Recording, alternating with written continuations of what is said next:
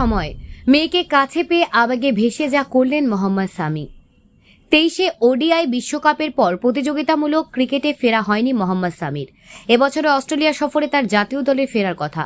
গত বছরের ওডিআই বিশ্বকাপে পর থেকে মাঠের বাইরে সামি দীর্ঘদিন ধরে রিহ্যাবে রয়েছেন।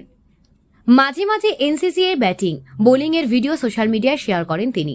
এবার নিজের ইনস্টাগ্রামে এমন এক ভিডিও শেয়ার করেছেন স্বামী, যা তার অনুরাগীদের মন ভারাক্রান্ত করে দিয়েছে। আসলে দীর্ঘদিন পর স্বামীর দেখা হয়েছে তার একমাত্র মেয়ে আইয়ার সঙ্গে। হাসিন জাহানের সঙ্গে বিচ্ছেদ হয়েছে ভারতীয় তারকার।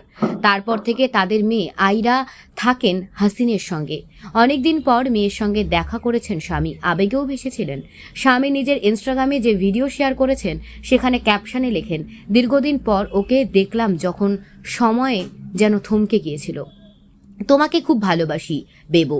কথার মাধ্যমে তার ব্যাখ্যা দিতে পারবো না। ওই ভিডিওতে দেখা যায় স্বামী ও তার মেয়ে আইয়ার কোনো শপিং মলে গিয়েছিলেন, যেখানে বাবা মেয়ে একাধিক আউটলেটে যান। কড়া নিরাপত্তার ঘোরাটোপে স্বামী ও তার মেয়ে শপিং মলে ঘোরেন।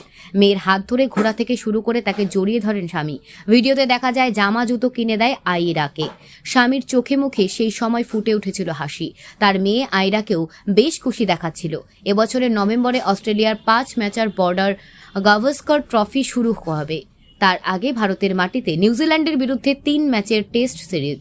এই সময় রঞ্জি ট্রফি খেলে বর্ডার গাভাস্কর ট্রফি প্রস্তুতি নেওয়ার কথা ছিল তার। এর মধ্যে টাইমস অব ইন্ডিয়ার খবর অনুযায়ী জাতীয় ক্রিকেট একাডেমিতে রিহাব পর্বে নতুন করে হাঁটুতে চোট লেগেছে স্বামীর।